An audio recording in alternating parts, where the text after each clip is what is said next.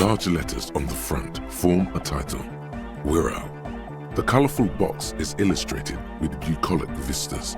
The cover art also features odd-looking humanoids, some short, some taller, some with pointy ears, others with ephemeral wings. Text underneath the title in smaller typeface reads, 3rd edition, Mega Setting Supplements Module. The side panel adds a sword and sorcery adventure board game with new maps and miniatures. Mysterious things rattle inside. What could they be? Dice? Plastic miniatures? A fantastical alternate world full of magic and wonder? None of that witless man from Heimdall, fascist dross, hidden behind faux realistic allegory. Wirral is no cliche-ridden apologia for colonial violence. Wirral is pure imagination. Yes, the Wirral setting is known for its complicated system of political alignments. But if you're not into that, you can just hack your way through dungeons in search of loot. That's what most people do. A blurb on the back reads, tired of the tedium and toil of modern life? Escape to Wirral. Leave behind e-solas and nations with their petty squabbles. Discard electricity, magnets, and boring technological widgets. Succumb to a world of high pasternal fantastique. Unleash your imagination and create an adventure of endless possibilities. Discover the terrible secret threatening Wirral. Can your band of adventurers save the world? Exactly. That's the spirit. All you have to do is read an intricate rulebook, study an assortment of maps, unfold the illustrated game board, and start rolling dice. In no time, you could be romping through grasslands with low-level characters, hunted by Iskala riders, or battling unspeakable monsters in endless dungeons fraught with danger and despair, conjuring up forceful magics to aid your quest. Don't forget heated arguments escalating to physical confrontation with your friends. And beer, lots of beer. And most importantly, never forget to rage quit if the dice don't go your way. You pry open the box. Inside you find a folded up map, a small booklet, a 24-sided die, and a little plastic figurine. A reprint of a crude hand-drawn map. The top left corner reads, Lands of Wirral. The map features both small villages and mid-sized towns with odd names, in addition to meadows, forests, hills, lakes, and seas, also with odd names. It doesn't seem to correspond with anything you've seen thus far. It's not a very helpful map. A quick guide to the magical races of Wirral. Create your own hero, choosing from any of these completely unique and fantastical backgrounds.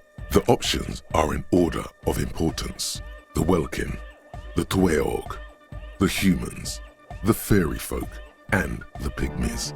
The Welkin, tall, lithe, and graceful, with long flowing hair and pointy ears. They're known for being powerful magic users, but can also hold their own in a brawn-driven fight. The Welkin come with a variety of exciting sub-races. High Welkin, Forest Welkin, Lake Welkin, and Snow Welkin. But if you're not feeling experimental, a basic Welkin will always do. A grand race of industrious mountain people. They're short, stout, and muscular, and enjoy digging for gold and other precious minerals. They're also well versed in the art of combat, where they prefer to use axes and hammers. The Tweog also come in a few different sub-races. Hill Tweog, Shield Tweog, and Dark Tweog. They're just humans. What else is there to tell? They're average in all stats, and jacks of all trades. A very small race of flying people, known for being mischievous, full of trickery. They often lure people into their magical traps. There are no sub-races for the fairies. The least popular of the Wirral races, the pygmies, are short, rotund, and dim-witted. Pygmies live in small villages made of shoddy wooden dwellings. They spend most of their days tilling the earth and smoking their pipes. There are no sub-races for the pygmies. It's made from some sort of wood and has been decorated with peculiar plant motifs. You don't know much about dice, but this one looks pretty damn fancy. You place the die into your pocket. It's always good to have luck on your side. You see a man in ragged clothes wearing a lopsided hat and wielding some sort of a firearm. Interesting. A communard. A communard. One of the leftist revolutionaries in the anti-centennial revolution. The figurine is not a part of the real game setting. I guess someone misplaced it during the packaging process. Good luck finding people who'd want to play as communard. You pick the figurine up by the base to meet your gaze. The little plastic man stares back at you, his face contorted into a disturbing shout. Then you pocket it. A colorful box with the title.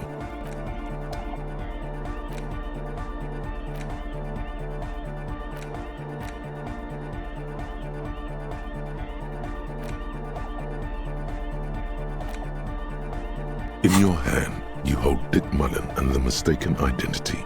The brittle paperback feels fragile to the touch. The cover features a pastiche of different scenes. In the foreground, a man in a dark overcoat clutches a pistol to his chest. Rising up behind him are two silhouettes wrapped in a passionate embrace. The tagline reads, "Detective Dick Mullen must prove his innocence after an old friend is murdered by someone who looks just like Dick Mullen." That seems to sum up the premise nicely. Needless to say, it violates nearly every RCM regulation for a detective to investigate a murder in which he is a suspect. Are you really reading that, detective?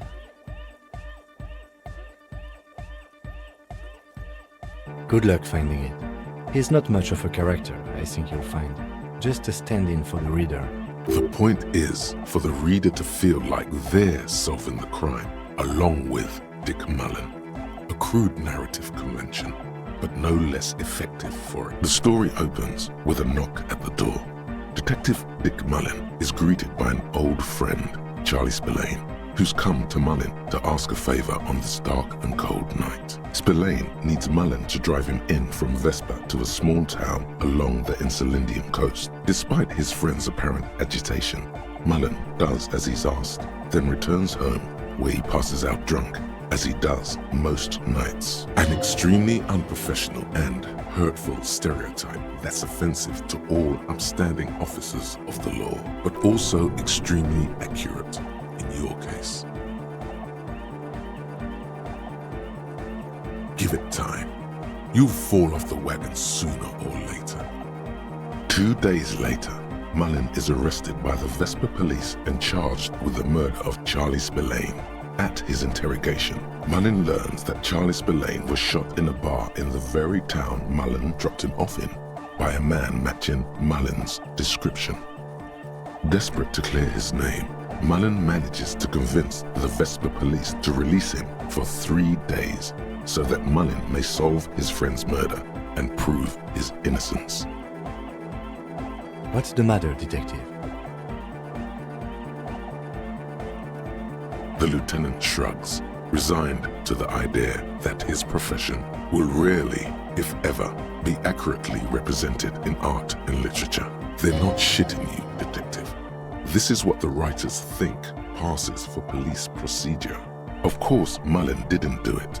That's the whole premise of the book. Anyway, Mullen returns to the seaside bar where Spillane was murdered and meets a beautiful, mysterious woman named Diana Deneva. And not just any dame. She's truly one in a million, a knockout whose mind is as dangerous as her curves. But she's got a secret. Secrets are the currency of human relations. Your secrets are unknown even unto you. So does that make you a rich man or a beggar? Deneuve reveals that she was Spillane's lover and that he was mixed up with a local amphetamine smuggling operation. As soon as Mullen begins pulling at strings, the whole conspiracy begins to unravel. Not only is the local police captain in on the amphetamine ring, so is the son of a powerful politician and a strung-out art collector named Torvald, each of whom as his own reasons for wanting Spillane dead. Outwardly, the old police captain is a real law and order crypto-fascist, a barrel-chested man who's beaten his share of suspects to pulp. But he's also dirty and increasingly paranoid that someone's going to expose his role in the drug ring. He would certainly have the motive and the means, but the captain walks with a noticeable limp from an old war injury. Is it possible that he was able to conceal it long enough to commit the murder? A typical privileged twat. In all likelihood, he's just in over his head. He does bear a personal grudge against Spillane though, a former prosecutor who nearly brought down his father's administrator. The kid doesn't exactly have Dick Mullen's manly build, but he is the correct height. And while interrogating him at his home, Mullen did notice a certain overcoat that looks suspiciously like his own. Torvald, the art collector, is a strung-out mess. Frankly, it's hard to imagine him holding a pistol steady enough to actually hit someone, let alone plug them 3 times in the chest the way Spillane got did. That said, Torvald and Spillane have a long history, and while interrogating him, Mullen discovers that Torvald was once involved with Diana Deneuve. Could it be that this is all over a sordid love triangle? One evening, Diana Deneuve comes to Mullen's hostel room in tears. The two of them drink half a bottle of vodka, and soon they're seeking comfort in each other's arms. Yes, comfort and pleasure. The warmth of another human's touch. The burning taste of liquor on her full, sweet lips. Well, that testimony won't be admissible any longer. The man's a prosecutor's nightmare. Solving a murder counts for nothing if all the evidence gets thrown out in court over police misconduct. That's just Dick Mullen's modus operandi. He might bend the rules, but he closes cases like no one else can. As the two lovers share a post-coital cigarette, Diana Deneuve turns to Mullen and says, "By the way, Dick, there was something else I meant to tell you. I love you." The name of the true killer. Always aim for the center of mass. Whatever it is, Mullen never hears the words. A blow to the base of his skull knocks him out cold instantly. When Mullen comes to, Deneuve is dead on the hostel bed next to him. To make matters worse, his clothes are covered with her blood. Mullen trashes his blood-stained clothes and flees the hostel, knowing it's only a matter of hours before the cops discover Deneuve's body, if they haven't been tipped off already. Fleeing a crime scene, destroying evidence. Even if Detective Mullen didn't commit the murder, he should be facing years behind bars. Dick Mullen won't be sent to the clink for the sake of some legal niceties. The heat is on. If Dick Mullen can't solve both murders before the cops catch up to him, he's going away for life. Can you solve the case before the cops close in? What is it, detective? It's a dangerous line of work, but somebody has to do it. That's why Dick Mullen never lets anyone get too close. What's the matter? Afraid you've been hacking up your friends' bodies in the night? Have you gone over everyone? Is anybody missing? There was never a time when he wasn't a detective. He was born a detective. For a moment, you cease to read the story on the page and see the book for what it is. A collection of brittle, cheaply printed pages held together by glue made from the hooves of horses. From nowhere, you hear the screech of sneakers on a waxed floor, and you feel the burn of rope against your hands. Are these figments of some other life? You won't find the answers you're looking for here. In other words, is it really so evil, detective? Like what? Do you even have those? Just make sure you don't lose him. You'll not find another like him. It's true in more ways than you know. But then, what does this book know? It's just a poorly made piece of pulp garbage made to be consumed and discarded. So, who did it, detective? Who killed Charlie Spillane and Diana Deneuve?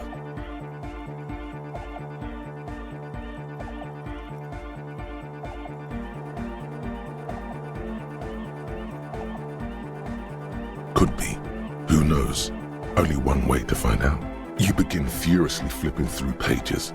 Even as you know these books follow a series of well-worn tropes, you find yourself completely engrossed. You're turning pages so fast, you don't even notice the ancient spine coming unglued. You try to grab the pages as they come loose, but your fingers aren't quick enough. They're gone. Dozens of pages scatter across the floor. The last fifth or so of the book seems to have been lost. It's possible that you could gather and reassemble the pages, but it would take way too long. Ah, yes. The problem with mass-market paperbacks. They are not made to last. Perhaps this is a sign that you should get back to solving your own murder, huh, detective? Don't forget, it could have been the delirium tremens. In your hand, you hold 4/5 of Dick Mullen and the mistaken identity.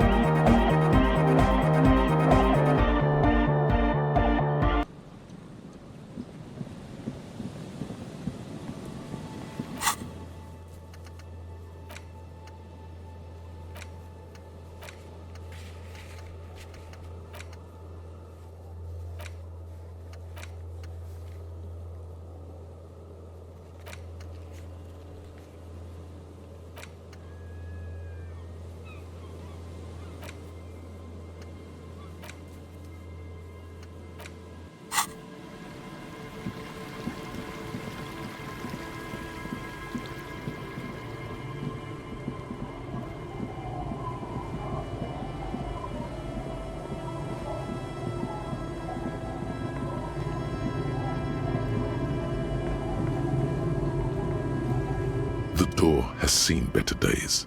The layer of paint has started to peel off due to the salt and wind from the sea. Even the lock looks slightly rusted. It's getting late. I'll let you sweep this place on your own. I'm sure you can handle the washerwoman. I'll be sleeping in my room in the Whirling. We'll meet in front of the shack in the morning. Good night. And try not to break the case without me.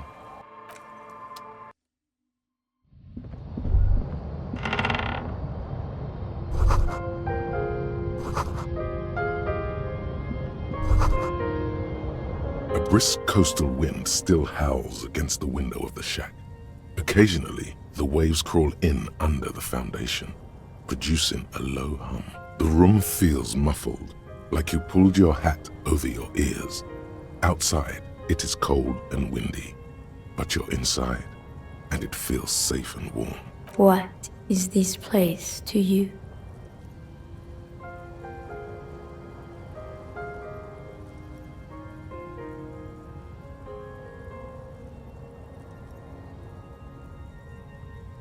Westward, across the canal, towers the Whirling in Rags. Door number 1 on the second floor is locked. Behind it lies a trashed room. 1 floor below, behind a counter, stands an irritable man. In a small shack in the fishing village, a baroque heater hums quietly, emanating a sense of comforting warmth. A wash basin lies on the table, the water inside reflecting the somber face of the world. Far away, on the corner of Perdition and Main, a nondescript building, obscured in a haze. It's vacant and lost, just like its tenant. Who are you talking to? There is no one here, not even cold. Outside, the howl of the wind has picked up. The waves crash against the stilts again. It's as if... Look under the floorboards.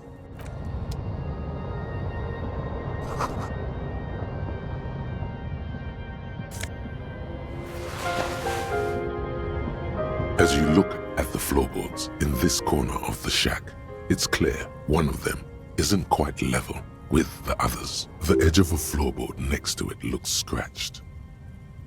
Hollow space underneath the floorboards is dark and damp. You can barely make out the mixture of sand and sawdust below. Nothing particular catches your eye. Looks like more reeds. There might be something hidden inside the sand though. Something bad. Someone's night thoughts.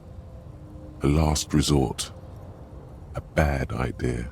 You stick your hand in and start combing through the sand. Dry, not like outside. Fine dust. And then, something hard wrapped in paper. A small cylindrical object. You pull it out.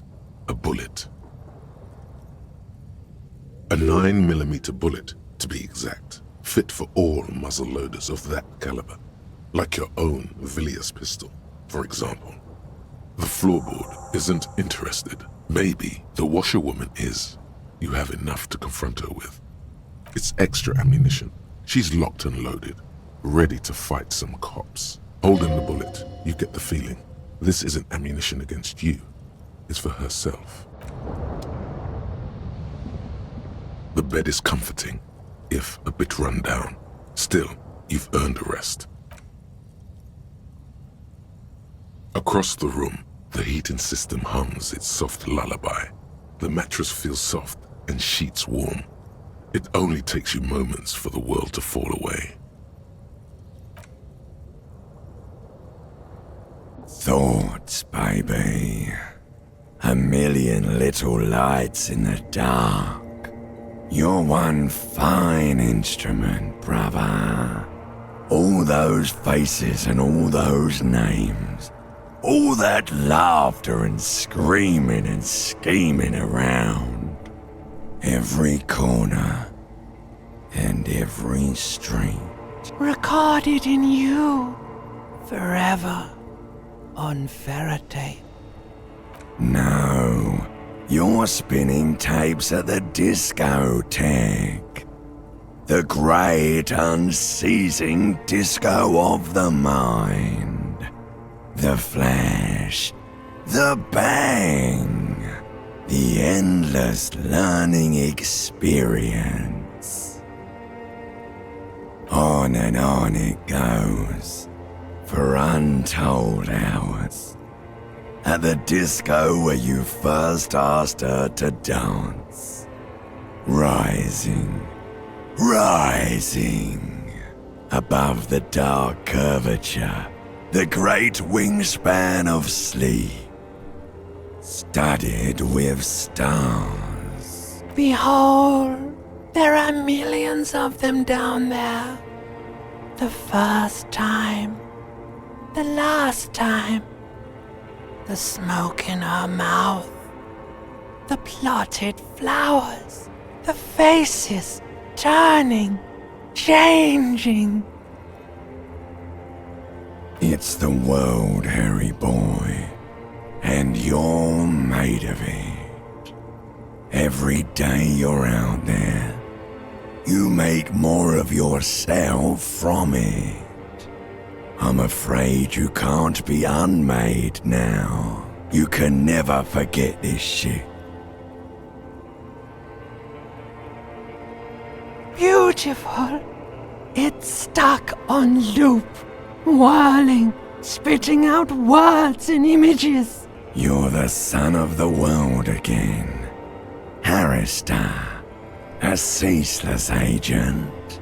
Picking up litter and old newspapers. Collecting your little bubblegum wrappers and idiotic picture postcards. Meaningless, meaningless keepsakes. Reading your awful letters and recalling things, aren't you? The endless names of the world. An address book you are. The map of a city. You'll go insane if you keep going like this. One more day, and you'll be in the loony bin. I just know you will. And for what, brother man? For the money, baby. For the greater good. Solving your little crossword puzzles. Doing your tasks. Crossing names off lists. Trying to become some sort of world detector. It won't make it okay. It won't put smoke back in her mouth. There he goes again. He's a real political animal, our Harry. He still doesn't see that it's the world changing around him. He's got no idea what he's in for. 'Cause only love can break your heart. Beep, beep, beep. The alarm is ringing, Harry. The disco circus goes on and on. You barely slept 3 hours last night. You can do it. It's nothing. Do it for the city. Go. Do it for the wind. Do it for the picture puzzle. Put it all together.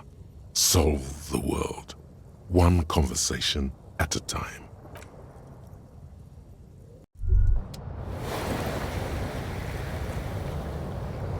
Good. You're up.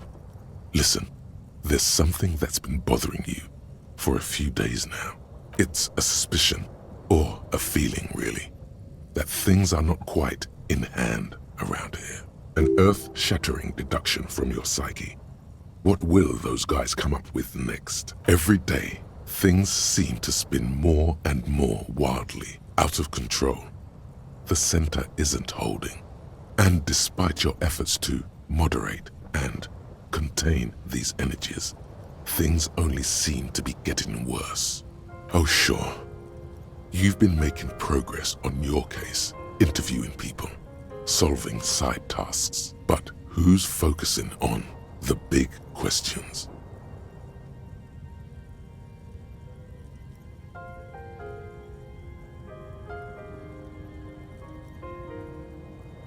But have you ever seen them? How do you know they're even there? More importantly, how do you know they aren't waiting for your participation? You've got to find out who bears la responsabilité. The most awesome, terrible thing. It is human nature to crave la responsabilité and to deny it. That's why it must be distributed across many different organizations, agencies, offices, and portfolios. In other words, it must be diffused across the entire bureaucracy so that no one can ever truly say who is responsible for what. Harry, you're thinking about this too narrowly. La responsabilité isn't concerned with trivial questions like who killed who. It's about the real issues, the human welfare index, the price of staple goods, the transition to real democracy. Whoa. This isn't some kind of dictatorship. You can't simply seize la responsabilité for yourself. It must be given by a legitimate authority, like a committee. You don't need no stinking committee. You're the law. Really, Harry, you know in your lungs that true authority flows from institutions, not individuals. That's the single principle that separates civilization from barbarism. Technicalities. If you want your work to be accepted, you'll have to go through the appropriate process. There is always time to follow best practices. Once someone's decided to cut corners for the sake of expediency, who knows what else they're capable of? Swift, decisive action, mass executions, a little self-dealing, fun stuff. That's what they're capable of. Only the most even-keeled minds in Martinez. Your half-brother, the lieutenant, is a natural place to start. Together, you'll be able to discover who has la responsabilité in Revachol. And, if necessary, you'll have the wisdom and expertise to assign it among yourselves. Most likely, your findings will be collected in a report, which will be carefully reviewed by your superiors. Once they've reviewed it, those same superiors will produce a set of recommendations to be taken up at the next meeting of the Standing Committee. Rest assured, no matter what happens, it will be done through the proper channels. Good luck. Your report is eagerly anticipated.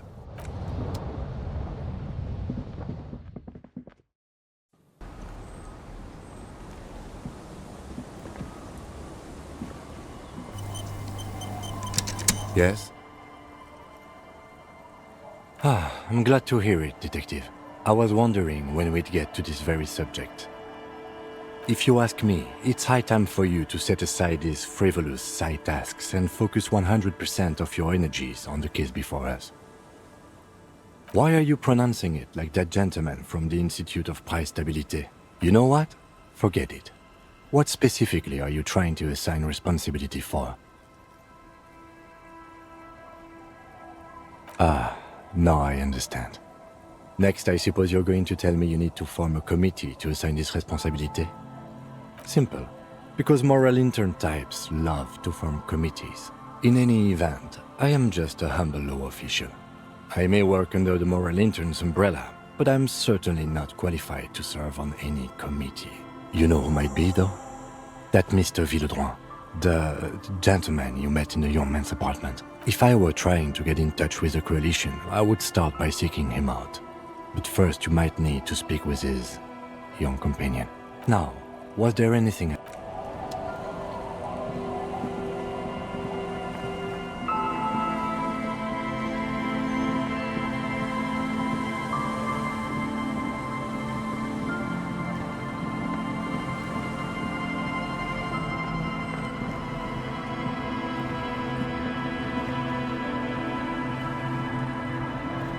Yes?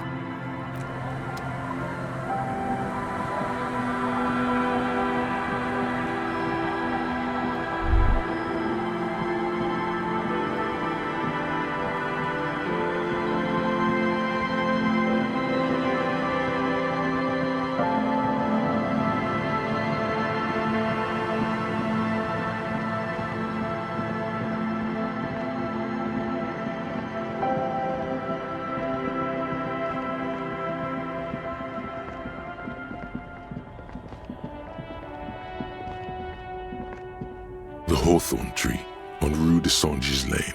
Bronze-colored ribbons of magnetic tape are caught in its branches, fluttering in the breeze. Just like promised, you've stood here for what seems like eons, guzzling the sickly fumes of lorries and carriages. Patting the tree reveals a small sticker which has almost been worn to oblivion. It reads, RCM Emergencies Desk, number 8102. Underneath a slogan, mankind, be vigilant. You tree-hugging pansy. The bronze ribbon twists around and within the branches in an intricately natural pattern. But there's something. There's a twisted logic in this mess. You see the ends of the ribbon, the way it flows, how it twists and turns. It's all starting to make sense. It'll be easy with slow and deliberate motions, pulling, bending and unraveling, you manage to extricate the magnetic tape from the branches. It curls up into a mess inside your pocket. If only you could find a way to re-spool it, so that you could hear what's on the tape. Maybe Roy from the pawn shop can help you with this. What's the tape for? How? It's broken and unspooled. Do you think your new buddy knows how to fix it?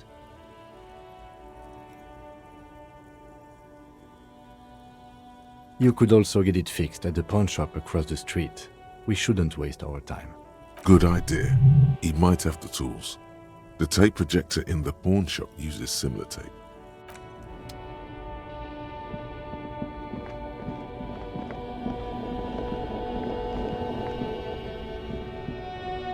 Everything's still...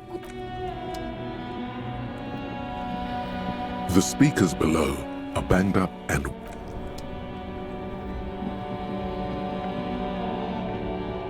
shine on the...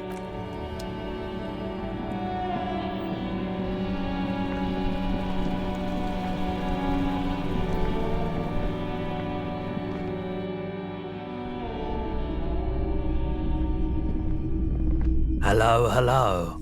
Let me know if I can help you with anything. You mean re-spool it? Yeah, I do, but I'm not some Mr. Fix-It. I'm a pawnbroker. If you want to pawn the tape, sure. Although it looks pretty... worthless. just explain why you need this so much. He's bound to understand. No, it's different. Those film tapes actually mean something to me. But this is just a worthless bundle of old tape. Huh? What do you mean? Yes, what about it? Is it any good? The music, I mean.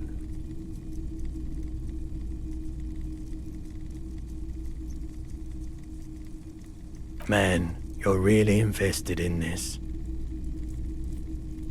Okay, I'll help you out. It's going to take a moment, though, so just sit back and relax.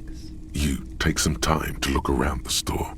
The play of visuals all around the pawn shop is mesmerizing. Suddenly, Roy turns back to you with a reel of tape in his hand and coughs. You know these visuals would look super cool in the church.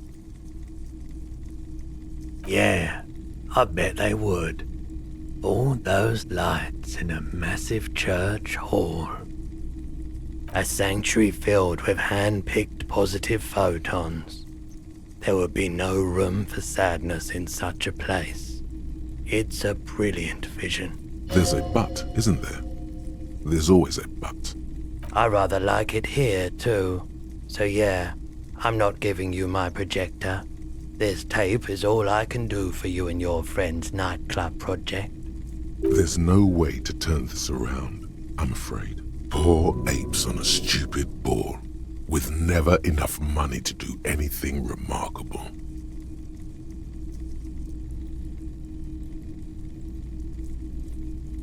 Yeah, my pleasure. I'll do what I can for true passion projects. Just try not to use this tape for negative photon emissions. Take responsibility, okay?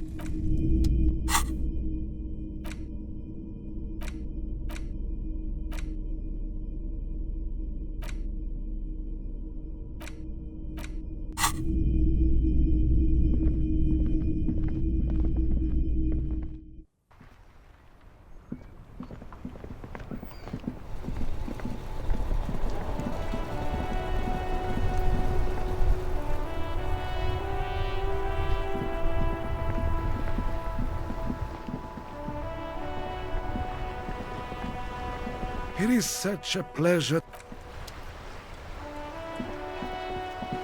The purity of snow always reminds me of the purity.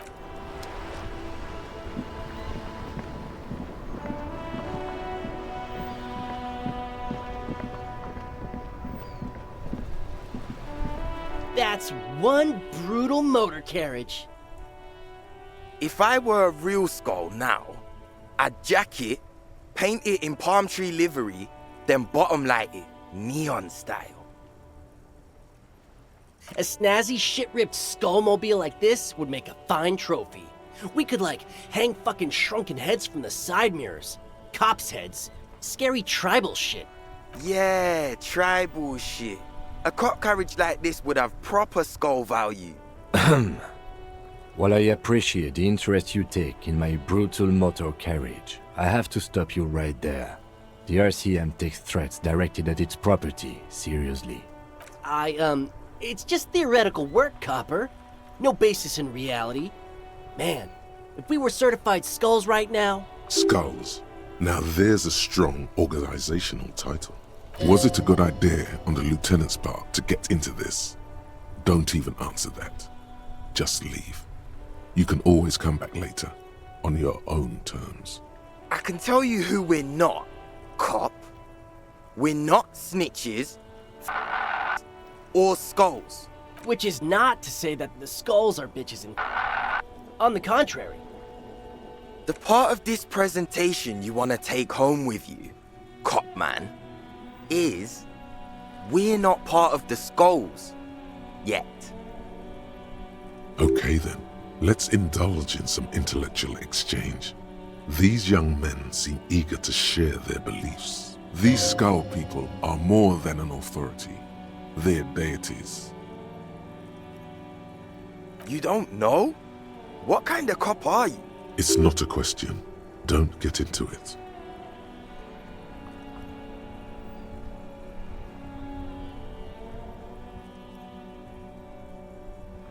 The question was rhetorical. The skulls are the most vicious gang of the Besmertne. Besmertine, or the Besmati, the Immortals, are West Rivisholian crime syndicates. The nastiest bunch of psychos ever. Jacking carriages and getting into high-speed chases. Possessing an infinite amount of fuck-all swagger, infamous for their non-verbal modus operandi. If a skull spots you, he will pull out his dagger and stab you without saying a word. The lieutenant's voice is as calm as usual, a testament to the violence and death he's witnessed through the sight of his firearm. They usually occupy the burnt-out quarter in Jamrock, or you can find them loitering around their brightly painted bottom-lighted vehicles. I can't wait to become a skull. Bottom lights are wretched aggressive. No, they really aren't. It's porno tuning. Say no to the porno. Murder? Yeah, sure. We'll gladly tell you everything we know about it. It was a man. Also, he was hanged. He was hanged from a tree. Yeah, I mean, duh. These punks don't know anything. Let's just move along. Hey, stop right there. How does one know anything? Ah, this sounds like epistemology, a field so occupied by thought that it begins to question thought itself. Exactly. How can one know shit? For example, how can one be sure that there truly is a body hanging behind a hostel? What if it's art? Or just a mere specter? Maybe it's true. The hanged man is merely a prop in a performance. We are the audience, and the artist is hiding somewhere in the dark. No reply. The blonde rebel scratches his chin, deliberately not focusing his gaze on anything. He looks very uncomfortable. Oh yeah, Cindy's a right proper skull. Yeah, a true artist of the future. Just like Arno van Eyck. By the way, if you see Cindy, give her our regards. For all their nihilistic posturing, these young men are not lacking in youthful idealism. Odd, there isn't a hint of hate in them. It's like they're piss and fuck the world out of some kind of moral obligation. The lieutenant on your left is unusually lenient toward them. Oh man, yeah. We're not fucking kids, man. Be wary of the abyss. Probably because of how non-verbal their mode of operation is going to be. It's a threat. A threat? Retaliate immediately. You'll see. They'll fall over like bitch leaves. These boys ain't got the cojones.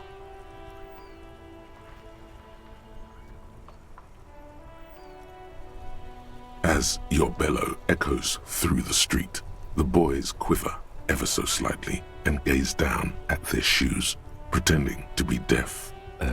Right. You heard the detective. He's gonna ask you some questions now. Don't ever do that again. But good call, detective. The Union does their share of policing in Martinez, at least where gangs are concerned. That's why there isn't much organized crime around here. Apart from the unions themselves, of course. Don't you worry about that. We're gonna make up for the deficit. Yeah, we are. We're not franchise skulls. Well, not yet. Once we get our name out there, we'll have a chance to join them. Because we can be just as psycho and vicious. You'll see. But in a non-threatening and definitely legal way.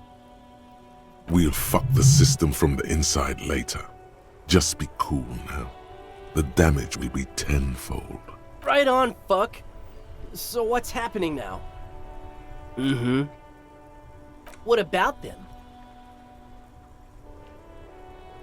Well, first off, it's a statement and not necessarily something that characterizes me as a person, even though the statement has character. And I do like piss. The word piss epitomizes the struggle taking place in the world. Things being defined as they seem, not as they are. And, I guess, it's also about communal spirit, the future, and truly appreciating our differences. Also, you've got to admit, it catches the eye. And since the Grand Piper is slowly but steadily moving towards basing the economy on it, attention, it is imperative that the medium itself convey the message. What I mean by this is, we are all pissed, and that the world is inherently meaningless. That much is true. It seems that the young man has a certain expertise in at least one field, even if it's rather narrow. Like I said before, many men keep searching for the one, for so-called true love, which is actually just obsession masquerading as kinship. The thrill of the chase, the hollowness that fills your chest cavity after catching it. I'm wondering if the poetics come with the jacket, or are they derived from something else entirely? To catch a fish, you'll need to hurl the lure many times, and even then it isn't certain that you'll get anything. If you blow up the lake, though, you get more fish in a shorter time. And, for time is of the essence and fleeting ever so quickly, one must think of a way to fuck the whole world and not get caught up in fucking someone. Because when one fucks everything, he fucks nothing. And that, to me, feels glorious. Sticking your dick into the void. Hate to admit it, but in a weird way, he's got a point. Is it a coincidence that here we have two badass jackets and two badass cops? Yes? What is? What are you implying? I'm not sure I understand you, detective. Neither. Fine, if only to end this discussion. Theoretically, if I were a juvenile delinquent, if I were to already be down that path, I think peace is the stronger of the two statements. Seems about right, especially considering your heroic exit attempts. That's an origin story for a dynamic duo right there. So are we done here? Or you don't need us around for your secret whisper party, do you? No, no, no. Don't ask anything. Be subtle and scary. The boys dream about being skulls. Use that. Suggest they're massive skulls. Come on. What? No! Skulls don't have kings. I think. And we're not even in yet. Yeah, man, keep your voice down. Skulls don't take it lightly when folks pretend to be them. We're not even prospects yet. Prospect must be a hierarchical term. Probably in the lower end. Wow, you boys are ambitious. Only prospects and already planning a coup in the skulls. You're destined to go far. He gets it. Passive-aggressive flattery. Shut the fuck up! Are you trying to get us killed? Now bring it to the jackets and, yes, start shouting.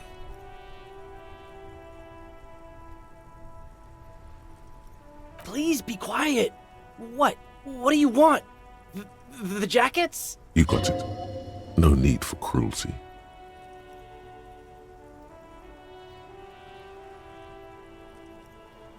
Oh, man. Okay, I get it. Skulls don't really wear slogans anyway. This was stupid. Fuck.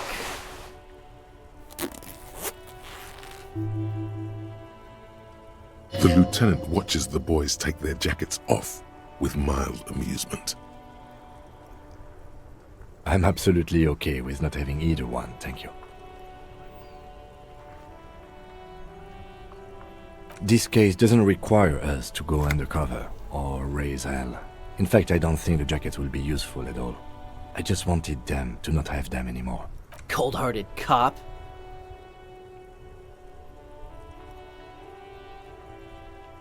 The need will not arise. Oh, the need will arise. Here's how we'll do it. As soon as this conversation is done, you put on the fuck the world jacket. We'll take it from there. I don't know, Eric. It's cold out. Yeah, let's get out of here. The cops fucked us.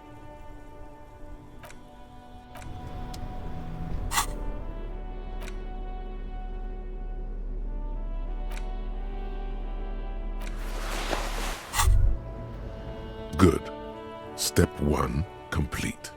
Now, Let the lieutenant feast his eyes on the fruits of the tree of cool.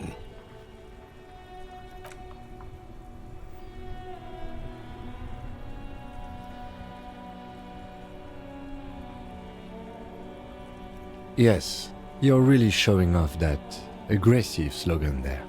You've got to work your way into this thing, the subtle way. Wind him up a little. Don't immediately go for the kill. There's another way we can go with this.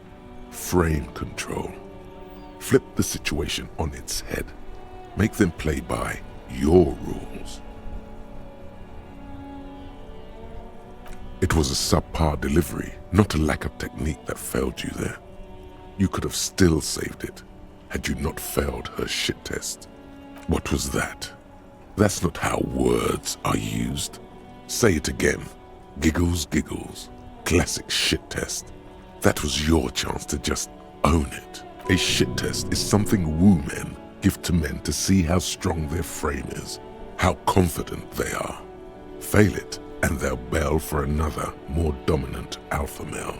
It's in their nature. Feels like you failed the biggest shit test of them all. But the lieutenant isn't going to shit test you. You've got multiple valid options here.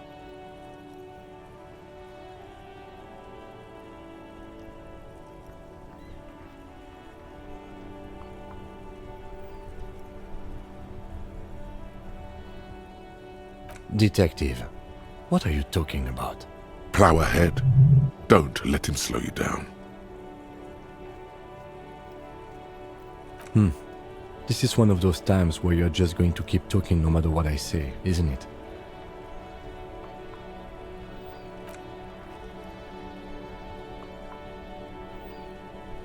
A long moment passes as the lieutenant considers his words.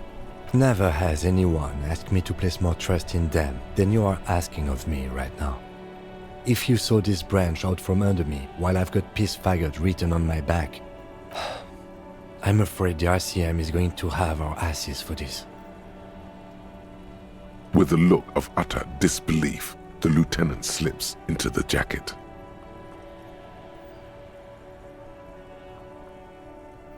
Now he's become the piss. There's no stopping you now.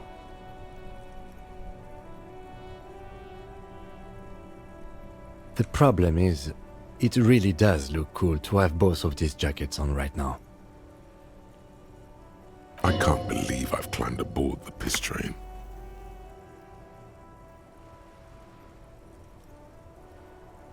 You mean, any more than I already am? We better solve this case fast, officer.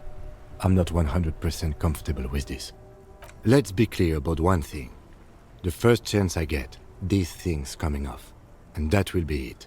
No take-backs, no follow-up conversations. That's it. Do you understand? He means it. The moment your jacket comes off, so does his.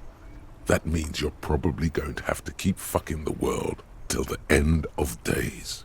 Alright, fuck. Time to solve a murder. As counterintuitive as it might seem in these jackets. Let's go.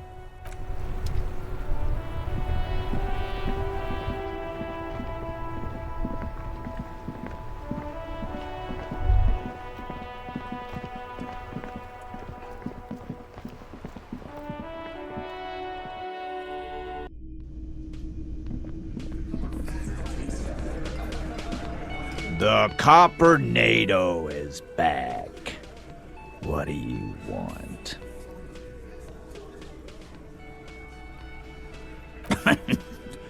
What's that, Copper? You want us to help little old ladies now? You're local law enforcement, aren't you? Helping troubled civilians should fall under your jurisdiction. Yeah. We'll send someone out. Who is? Wait. It's the pigs, isn't it? God. Poor lady. Don't worry. We'll handle this. I think she got some family in Kuron or something. Bastards left her alone when she got sick. We've been getting complaints. Hey, wasn't Everott's B team looking for her the other day? They said something about her, I don't know, finding something? Yeah, I think you're right, Gene. She have something of yours, Pig? Whatever you do, Do not admit to these punks you lost your gun. You will suffer if you do. No? Well, whatever then, copper. No. They totally said what it was. What was it? Anyone remember? I don't remember. I was fucking drunk. Let me know if you figure it out back there. Now, anything else we can help you with? Auntie LaPlante, we always called her. Something LaPlante. Marianne, amigo. Be anything else you wanted to know? Was? Like before. Just an old lady. Her kids moved away years ago. Never come to visit. Never took her calls. She gets out every now and then. She did right by lots of us when we were kids. Always was a little off, but still. Us kids? That must have been ages ago.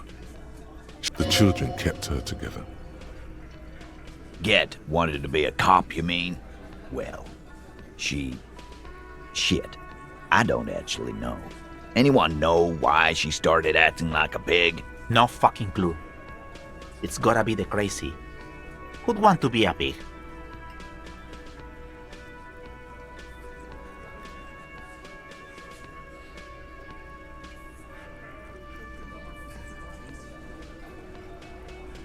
No, I didn't. Because I'm not fucking stupid, Polizonte. Yeah, cop. That's some pretty fucking weird shit to say. The pigs level weird. But whatever gets you through the day. Dunno. She lives by the water. Shit washes up all the time on the beach. Police paraphernalia doesn't just wash up on the coast, people. It's not like we dump it at night. She bought it, collected it. Station 41.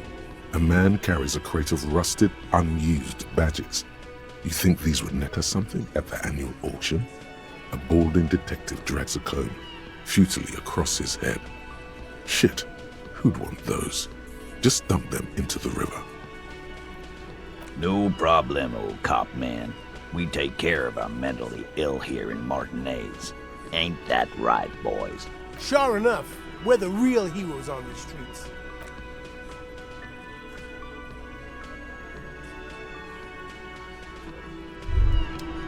Tremble. The time is now. Ta'ola. Time for the show. For Ta'ola. The hallowed time of fear and disintegration. A countdown has begun. All will collapse on itself. The world will disappear into a single grain of blackness. All sound will be muted. All life will scream. Ulogu Theodos, Xeno Zausin, Ipoli Osithien, Echondes Fronisin. Monday morning, the moment you arrived in this reality, are the first crack in the sheer face of God. From you it will spread. Yes, you spoke the words of the Palindropos and the houses of Pericarnassus. Items, people, even words will tumble. All will lose its meaning in the coming years. That is why you marked yourself. It's totally also a coping mechanism. So you should be. The world island crumbles at your feet, and in the far plain, Palindropos. Perhaps, just a thought, this has something to do with the hangover. The face of the woman fractures. There will be herd killing. We all become vapor.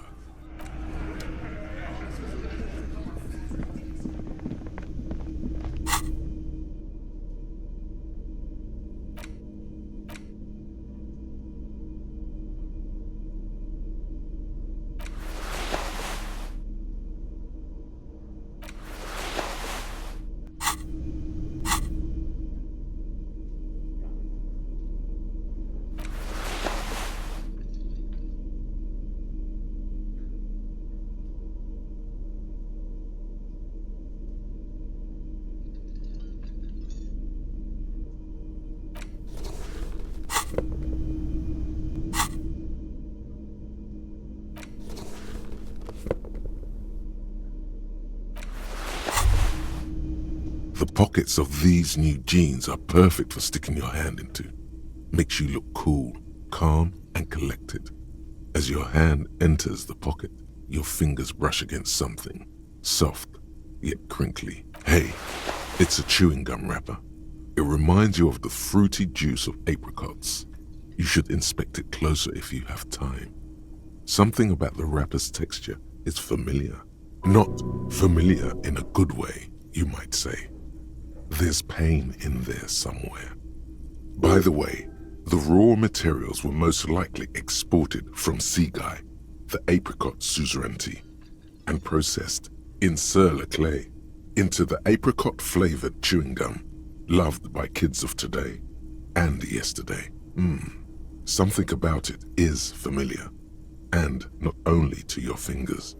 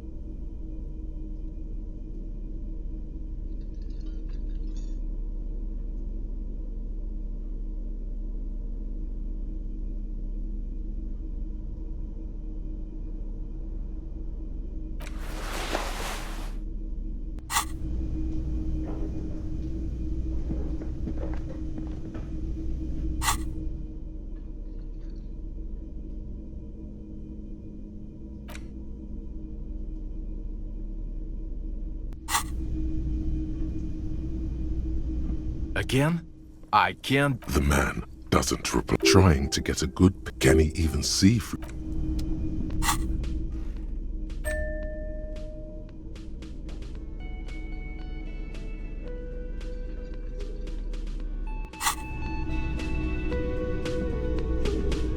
Hello, officer.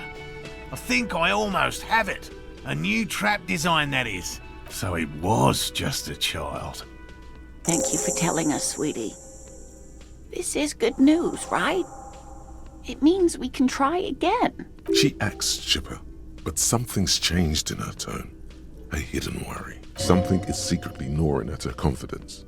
It's not this Kuno kid or the missing locust. It's something else. Yeah, you're right.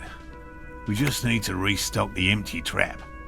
Then we'll need to inspect the traps one more time. And then maybe we can. He has a 38-degree fever. His resilience has given way. Darling, I told you to take it easy. You're getting sick. Maybe it's time to go home. You're right. We can come back next season when it's warmer. That's just something people tell themselves when they fail. There won't be a next season. Not for this. Find a phasmid or admit defeat, people. More cardio. Let's do this.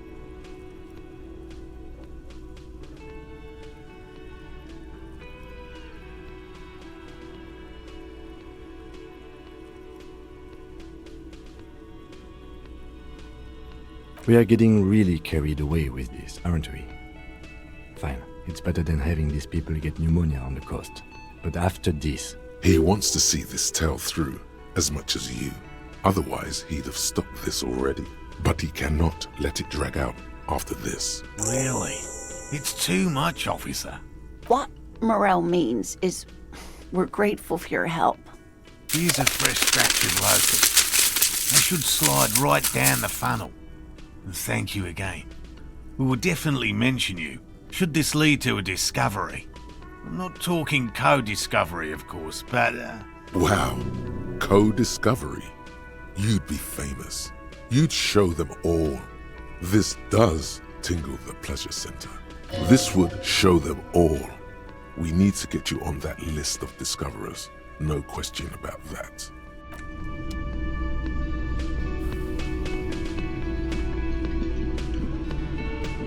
Hi again, Gendarme. Oh, a committee. How interesting. And if I may ask, Gendarme, what is this committee about? He's all bemused skepticism. He doesn't actually care what you want with his friend.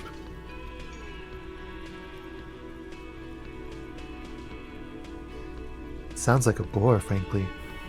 All the fun stuff's down here. In any case, I would love to help. But the thing is, I don't know where he is. We don't talk about everything, you see. He might have mentioned something about making a tour of some historical sites up the coast. In an unofficial capacity, of course. Not a clue. I'm not his agenda keeper, you see. I guess you will. Bye-bye, Gendarme.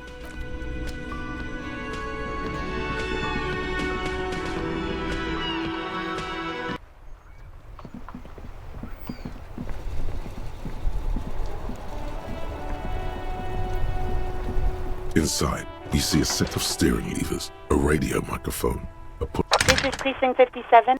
I'm afraid they're closed. It says here that the library is open from 10 a.m. to 6. We should try again during... Anything else, Detective? 57. In the cabin, you see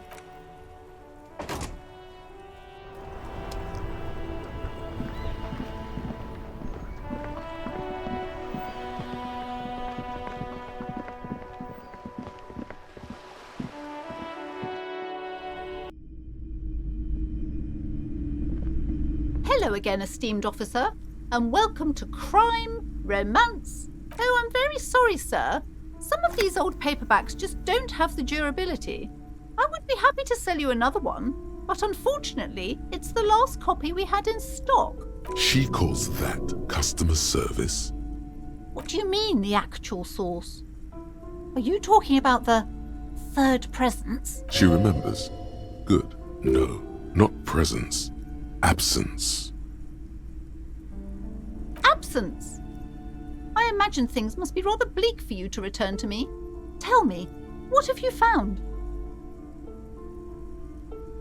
A what? She wasn't expecting this. At least not the word entrepreneutic. Ma'am, what he's saying is true.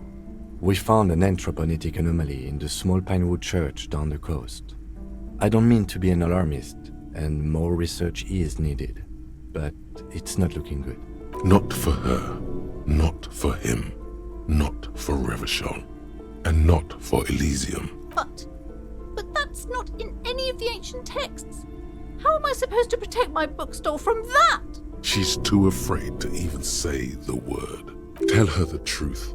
It's out of her hands. Whatever you do, don't take away her hope. The only weapon against total absence.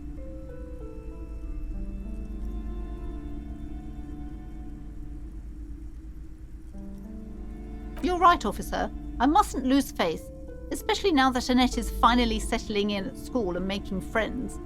No, we can't just leave. Besides, didn't I have some Sailite hope catchers round here somewhere? I must find them.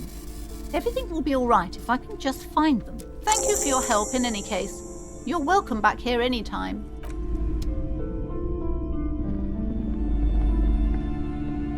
Hi, Ace Detective. Are you here for more books? Which book was it, sir?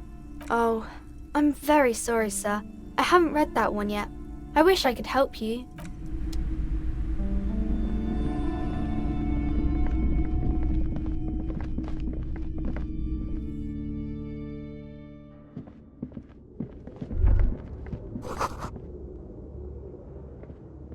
Yes?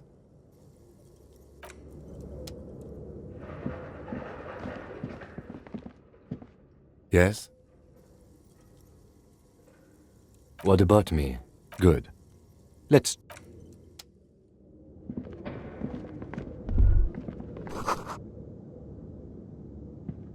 It's dark. And the flashlight works a lot better if you hold it in your hand. Right. Now Some areas...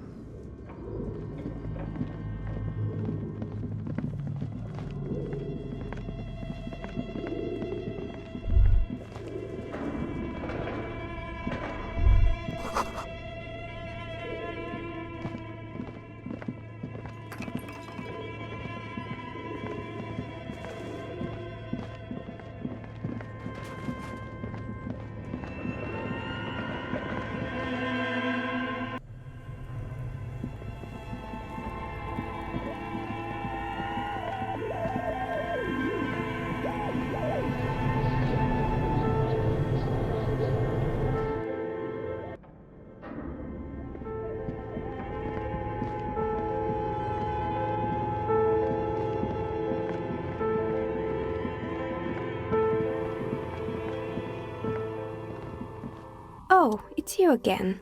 Are you looking for a... You mean the curse that I'm spared of because I live outside its immediate reach? I'm listening. Excuse me? A 2mm hole in reality? This can't be true. I'm afraid it is, ma'am. Sona Lukanen-Kilde, the former lead programmer of Fortress Accident, made the discovery. Sona is involved in this? So it's even worse than I thought.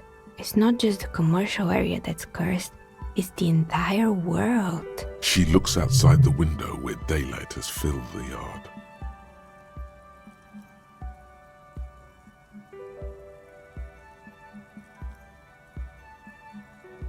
Just Martinez? In any case, thank you for stopping by. It's good to have an answer, even if I can't claim to understand it fully.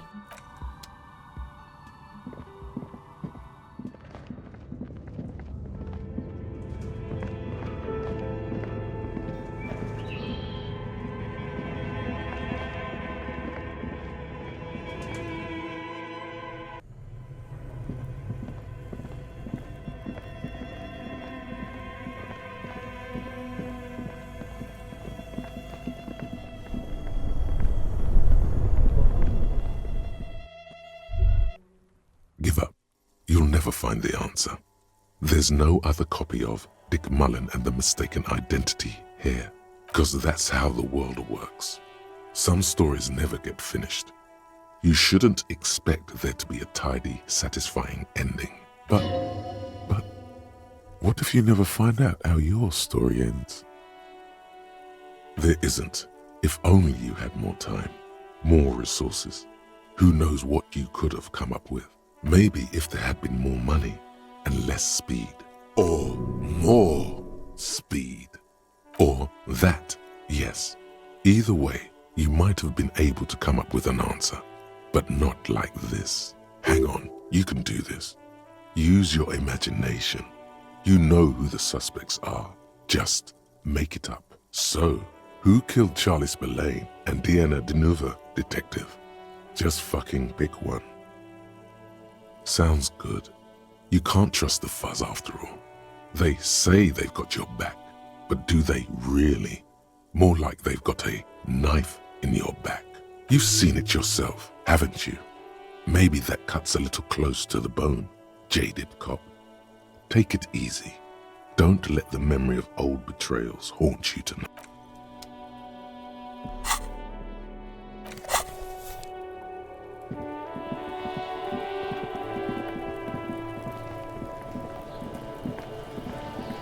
Fuck, does Kuno care? Kuno...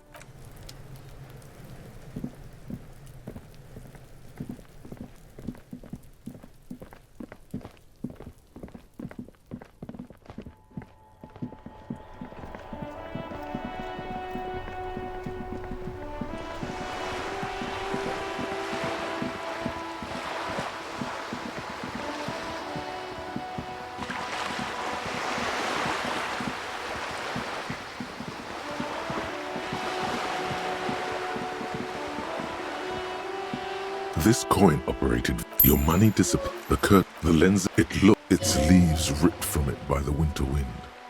Can you tell? It's not. The details are blurry.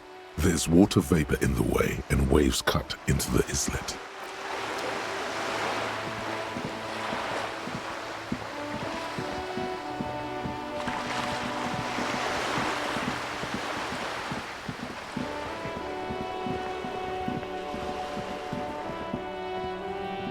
Hello again, officers. Have you come to I don't believe it. I've never known those boys to have manners. The bemusement in her voice doesn't fully mask genuine tenderness.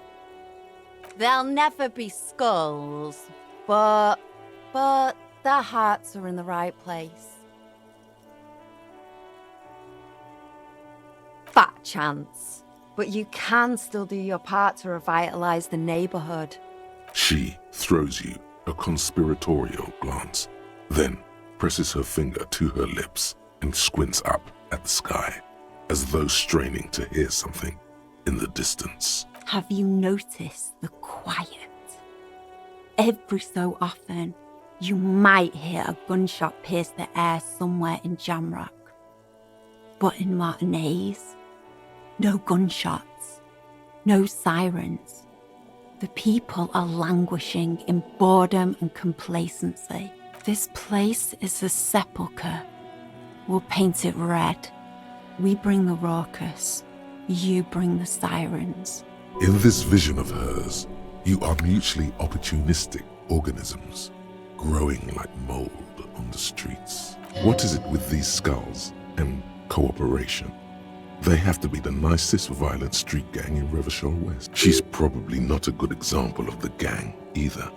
Or maybe these skulls are more of an art movement than a gang.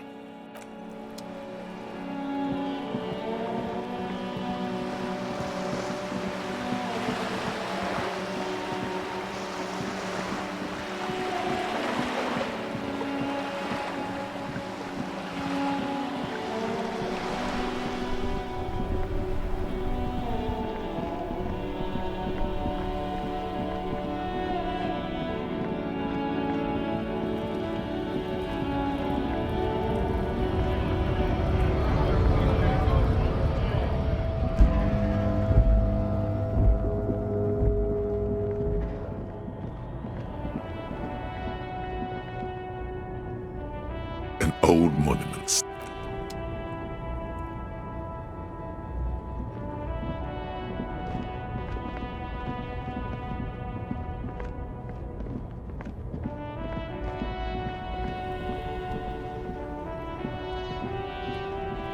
Now it's turning into a kind of a snow limbo, man.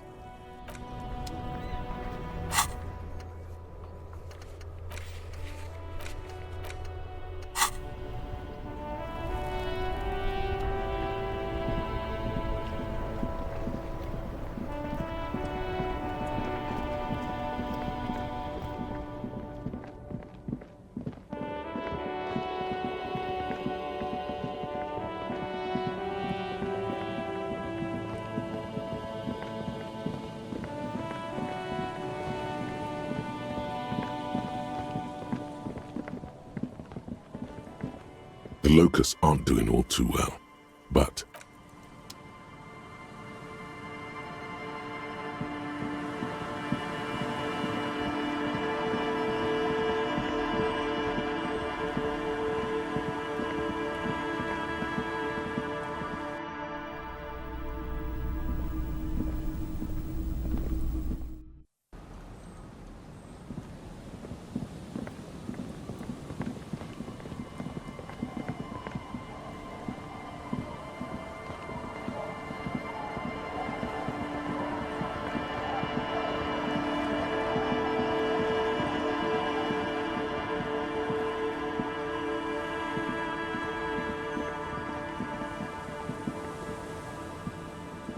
The legend! He's back! Bottoms up, Cap.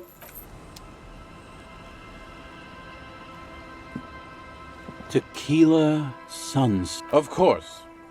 Drink first, story later. Not much, but the tale I'm about to tell you is an urban legend particular to Martinez.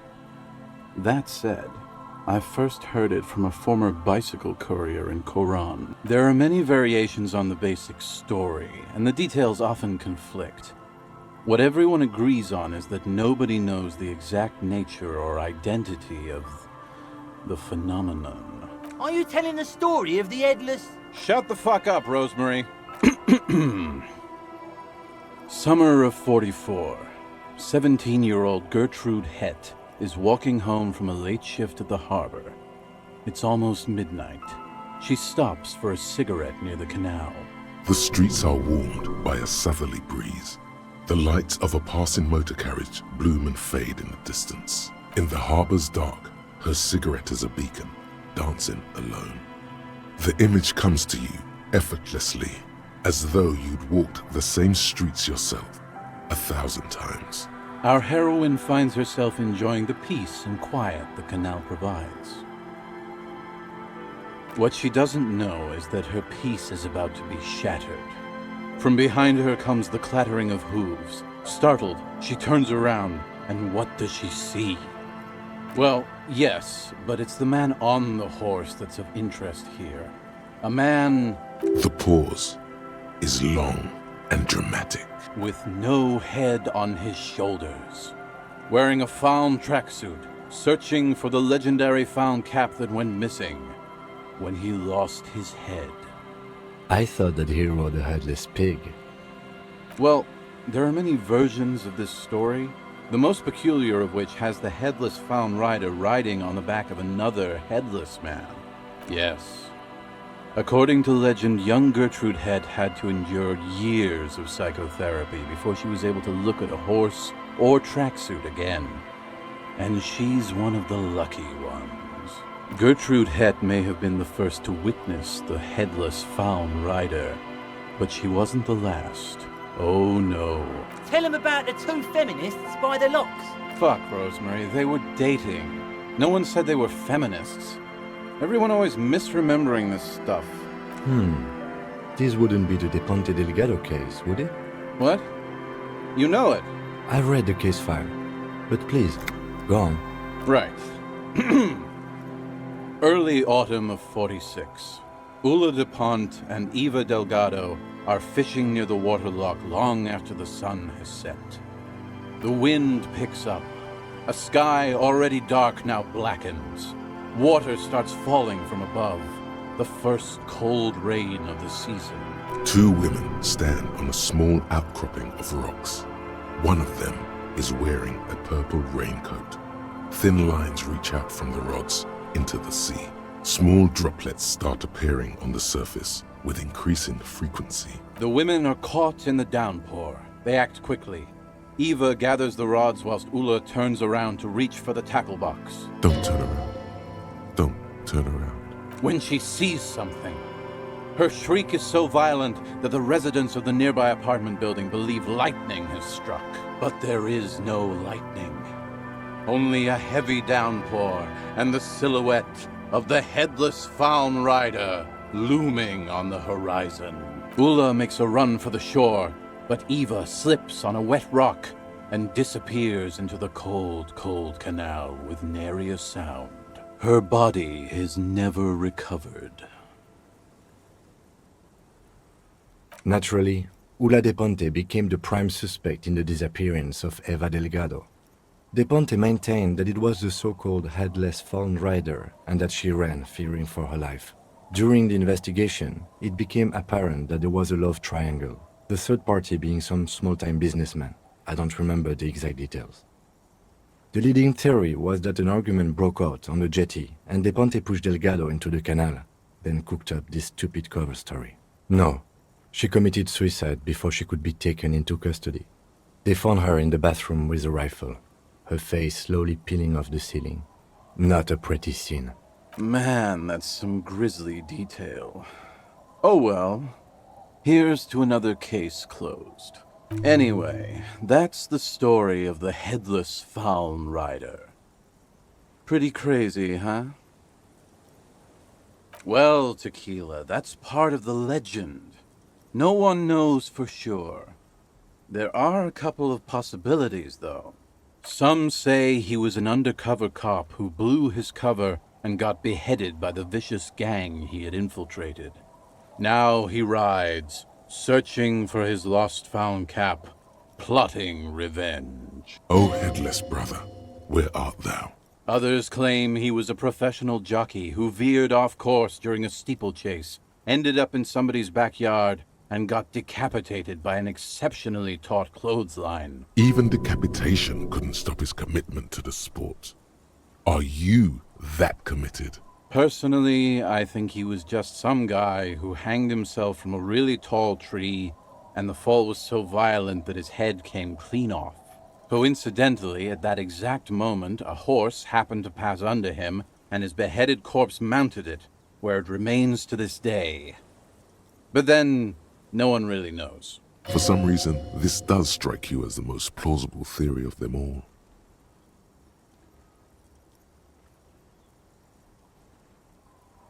Isn't it? All the pieces fit together perfectly. That's how I know it's right. Anyway, to each his own. You want to hear any other stories? Hard to argue with that, I suppose. That's the reality situation for you. You think you got a handle on it, then blam! It throws some wild shit at you. That's why it's critical to stay well hydrated. Yeah? Why don't you go eat shit, Tequila? There's no way you know a better one than that. Do you always try to pick the lamest option possible? Come on, Tequila! No one knows. Some say he stalks Martinez to this day, and can be seen near the canal when the clock strikes midnight. He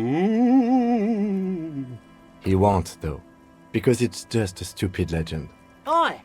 I saw him one night when I was right shit-faced.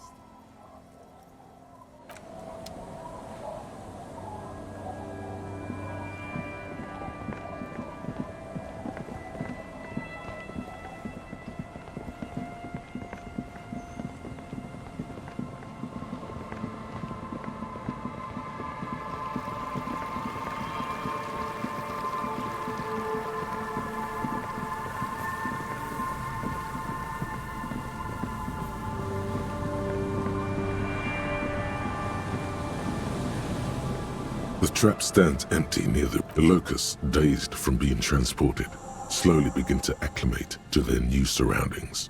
They're not really going to get the chance to get comfortable here. Good, now that's done.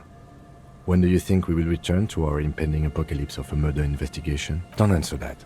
It was a rhetorical question. He doesn't want to, but if there is one more cryptozoological runaround, he must force the investigation back on track.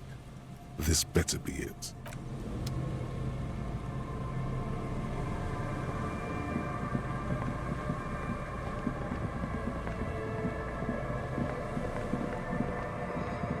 Or the trap.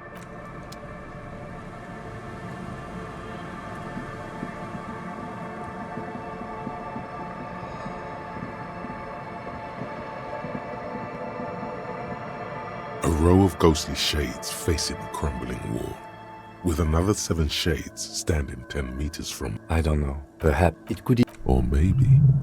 Yeah, to be honest, if a coalition... A cold behind...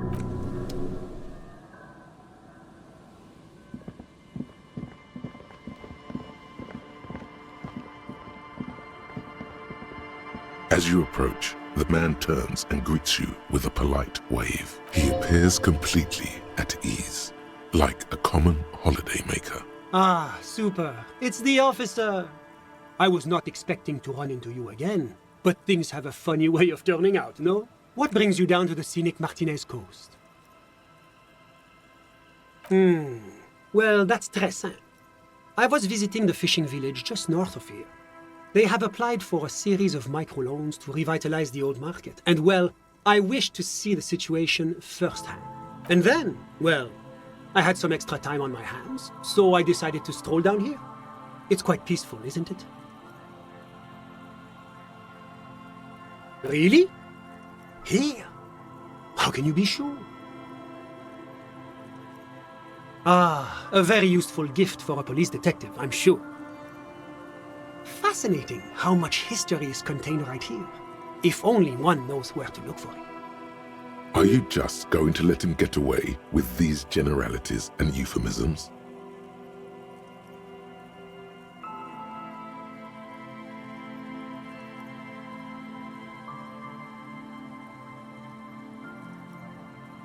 Now. Human life is always more important than private property. Though I do hope whoever was responsible at least compensated the building's owner appropriately. Ah bon? I'm all ears, officer. My friend, if it's la responsabilité you're after, I have good news for you. There's no need to form such a committee, because it already exists. God, of course it does. These moral intern types. The Comité de Responsabilité de Revachol. It acts as a sort of clearinghouse for coalition activities. To put it simply, they are the ultimate arbiters of la responsabilité in this part of the world. Yes, this is just the sort of reasonable authority you're looking for. I would offer to connect you with the committee myself, but alas, I am not actually in Martinez. What? Where is he then? You knew there was something strange about this one. He's an astral projection, a bureaucratic phantasm. He's speaking figuratively. He means he's not in Martinez in his official capacity. Précisément. Officially, I am still in La Delta, preparing for an upcoming conference on fuel oil derivatives. That's why it would be extremely irregular, or potentially even inappropriate for me to intercede with the committee concerning a district I'm not officially in. Well, under ordinary circumstances, the committee contacts you. In other words, the committee only knows what it wants to know. But if you have information of a vital interest, they might be willing to entertain an exception. In which case, I would advise you to contact them via Coalition Warship Archer. You see, in addition to being an airborne artillery platform, Coalition Warship Archer is also the linchpin of the Coalition's surveillance and communications infrastructure in Revachol. And listening, it has the most objective vantage point in the entire city. Not to mention a vast array of radio, photographic, and meteorological monitoring instruments. I find it a great comfort to know there are benevolent powers watching over all, in strict accordance with the Wayfarer Act and the Bristol-Mune Convention. The Bristol-Mune Conventions are a series of international agreements governing the treatment of military personnel and civilians in theaters of war, as well as occupied territories. In practice, they are more talked about than observed. This is quite the problem. Very tricky. Of course, the Archer has orders to fire on any unidentified aerostatics that might approach it, so it might be safer to get in touch from the ground. But in that case, you would require a radio transmitter capable of broadcasting on coalition frequencies. And that kind of technology naturally isn't typically available for non-coalition use. Yes, it is a bit of a conundrum. I suppose there might be some way to circuit bend your way onto those frequencies, but you'd have to be one of those techno-tinkerers to do it. Unauthorized circuit bending is a very serious matter with grave security implications. But as of the moment, there is no specific law forbidding it. In Revachol, at least. Sounds like something that programmer we met in the church might be able to help with. Let me just say that I have complete confidence in the RCM. I'm sure you'll figure something out. Always my pleasure to be of assistance to the RCM. Godspeed, and if we don't meet again, bonne chance.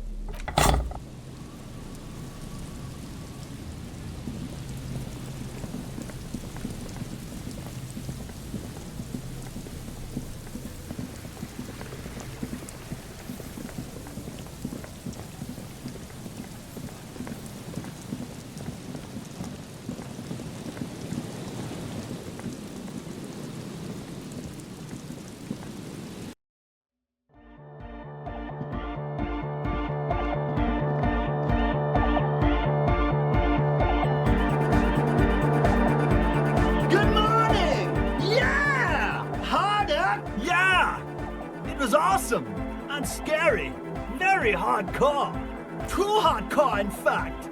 I couldn't control it at all. It sucks up all the air in the mix until it's the only thing left. Starts compressing itself and everything around it.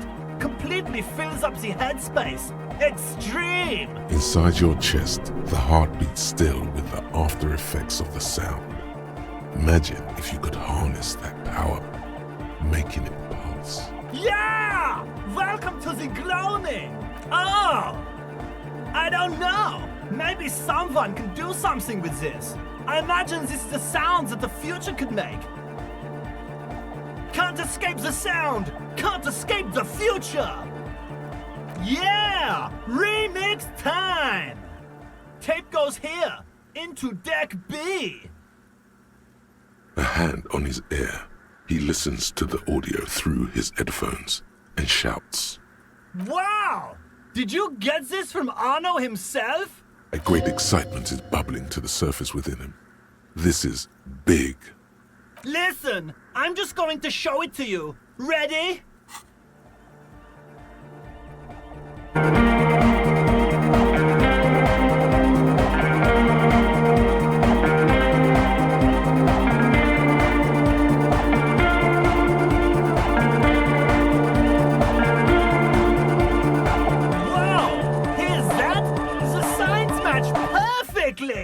Now if only we had the beat for the full assault, it would be unbelievably hyper. What is this? It's good.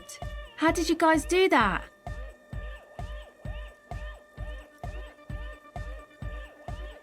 Yes, but what if Van Eyck based his remix on some forgotten local melody, like a folk song, and you just found the original piece that inspired him to create this jam? That would explain why it fits so well. Nah, to me it sounds like classic Van Eyck. I don't think he needs any inspiration from folk songs. Maybe he lives in Martinez and just threw away part of his song because he thought it wasn't good enough. I think it's just happenstance. Chaos in action. Contingencies of our limited existence. That and Egghead's fantastic talent. Noid's right. Egghead's technical talent is the key. No, this is definitely part of the same song. Something cut from it. It fits too well. Something mysterious is going on here.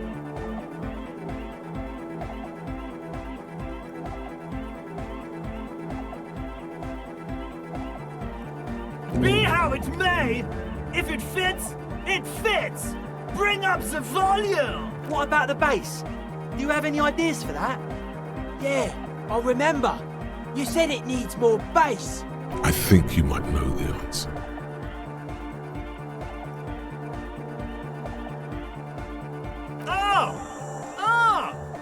But how? What about that compressor Andre was setting up to achieve some sort of parallel processing? Don't be too hard on yourself if you don't figure it out.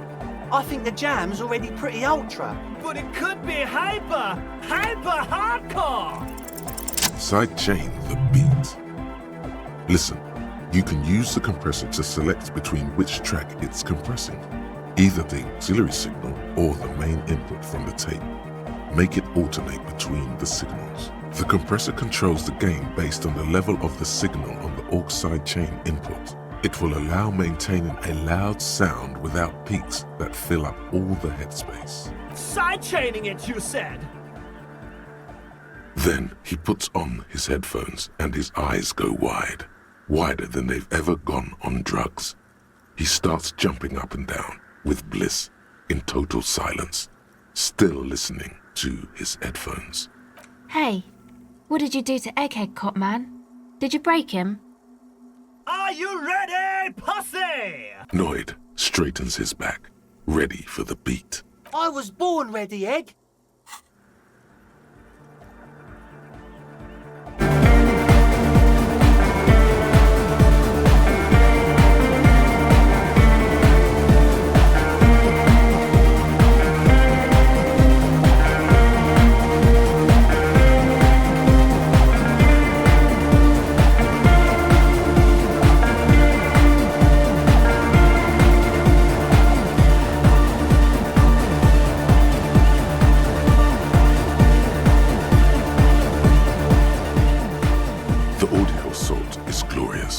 Speed Freak dances on the stage, intensely waving his hand. This is beauty!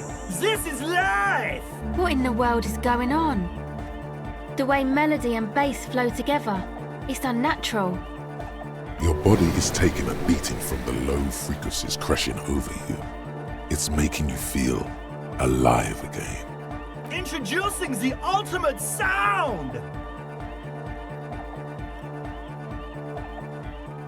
God damn it! This dance club idea might just work out. DeLorean Church! The place to be! Pump it! Pump it! This is it. This is a new era. The fabric of the world has been irrevocably altered. Who will be the innocence of hardcore anodic dance music?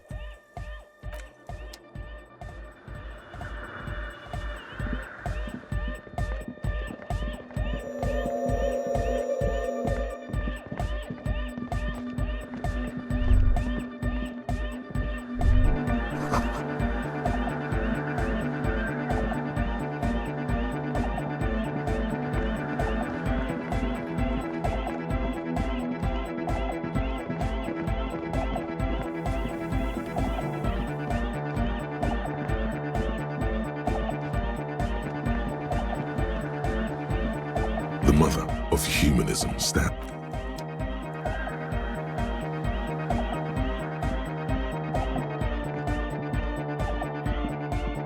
Oh, the god of dance is back! I'm dancing with the god of dance! Goodbye, officer.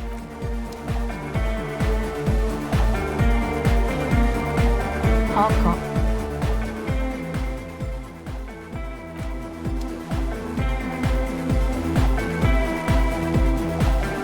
Go, man. What's on your mind? Trying to get in line with the big bad, are ya?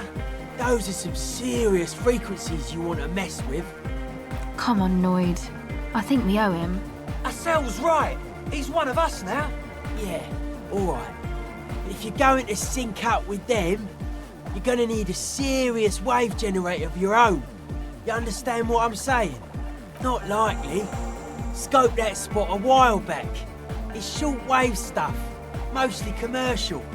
Plus, it's all rusted out. Build it ourselves! We built this nightclub, we can build anything!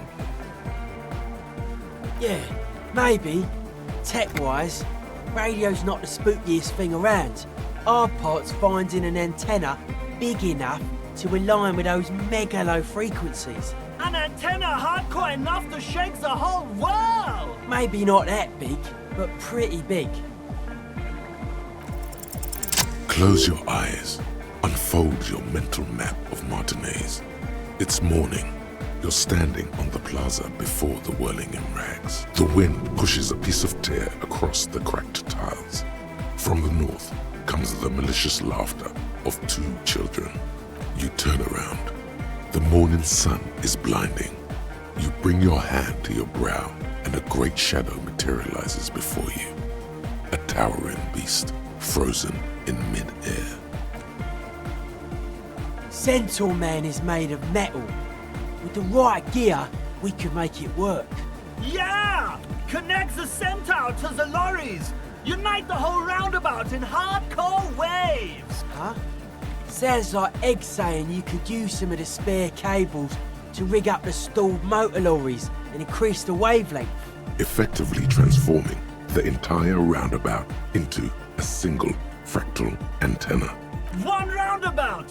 One wavelength! Hardcore! Pretty hardcore. Maybe it would be better to go with something more positive. We have the amps! We have the cables! We're almost ready! Yeah! He's right. All we're missing now is the transceiver itself. Soon as you find one, we'll be all set.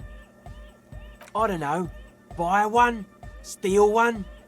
I don't know your cop ways. And before you ask, no, you can't have the radio from my kinema.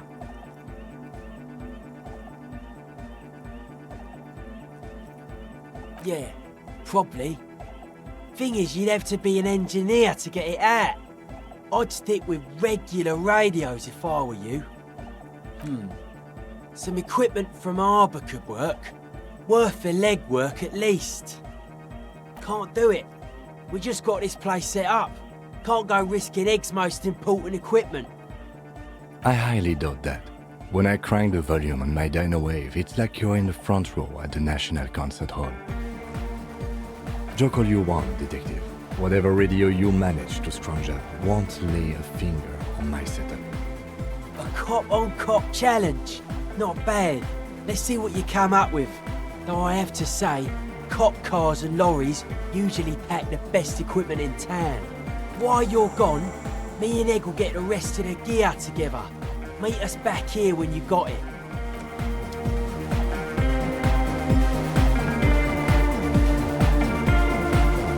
Yes, what is it?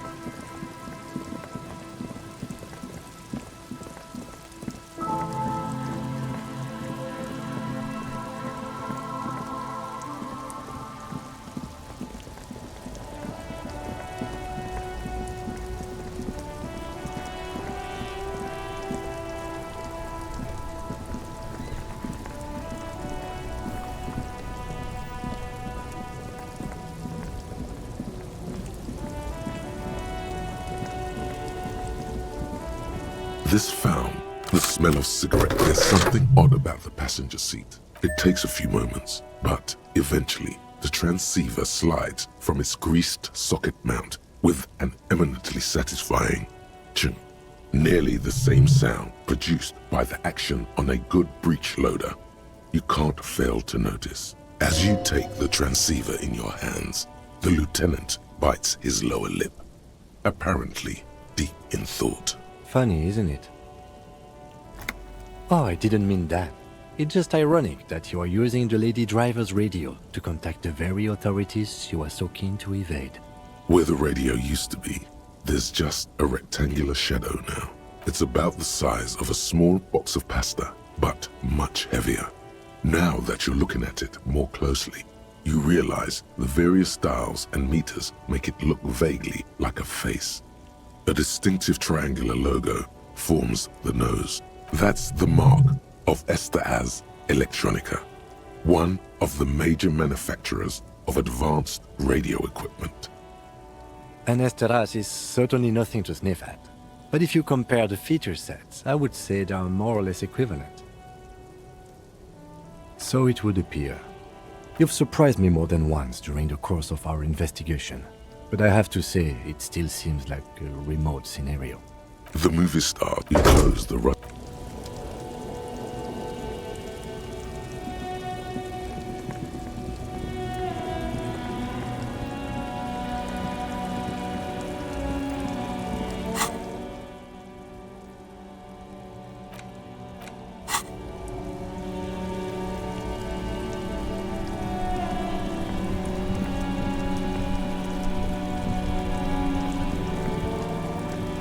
Inside, you see a set of steering levers, a radio microphone, a pull-out toolbox, and the soft glow of the fuel preheater gate. This is Precinct 57. How may I assist? Hold on.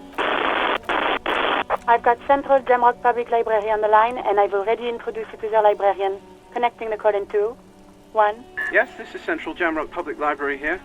How can I help you, officer? He sounds worried, yet ready to assist. This is how people get when the police call.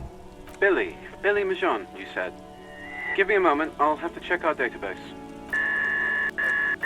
On Moreau Drive in central Jamrock, in a darkened hall, lit by orange desk lamps far away from the noise outside. A middle-aged man taps commands into an old radio computer. A printout falls on the desk. Behind him, a lonely reader scours some dusty bookshelves, looking for a paperback. Yes, hello, are you still there? I found Billy Majon's home address, is that alright? No phone number, unfortunately. They're too poor to have a phone line. Here we go, sir. Rue de Saint-Ghislain, 33B, apartment number 20. It's in Martinez, I believe. Capeside Apartments, it says. That's all. That's where the smoker on the balcony lives, isn't it? It says here that they returned their last book just a few days ago, but I wasn't at work that day. Marie? Marie? Do you remember a reader named Billy Majon? They returned a Tybalt book the other day. Maurice, what? A woman yells. Then, yes, okay, if it was the police. Yes, it was my colleague Marie. She said that it was Billy's husband who returned the book. He also asked for this new sci-fi release, Lowe's Radio City 87, but we don't have it yet. Good. You have a name now. Marie knows Billy. She's been working here longer than me. Sometimes her husband returns some books for her. And then goes for a little drink later, on the lookout. Sorry, no. Marie only knows him by sight. Marie! She said it was an older man, and that she's pretty sure he'd had a drink or two the last time she saw him. 1 second. Sorry, Marie wasn't really paying any attention to that. Happy we could help. Goodbye, officer. Anything else you need from me? 57. In the cabin, you see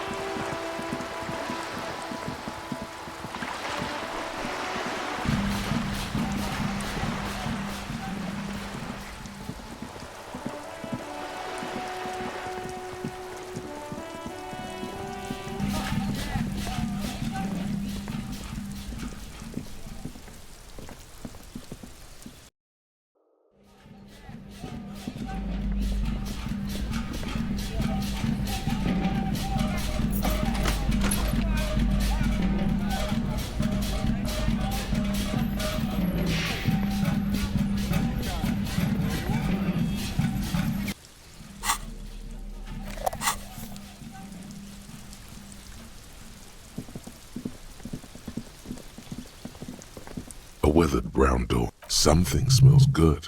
Soup à l'oignon. The lieutenant motions to you to go ahead and knock. This is the door. You already know it's the right door. This is going to be so hard. Get yourself together. It's just police work. You're right. Let's talk this through.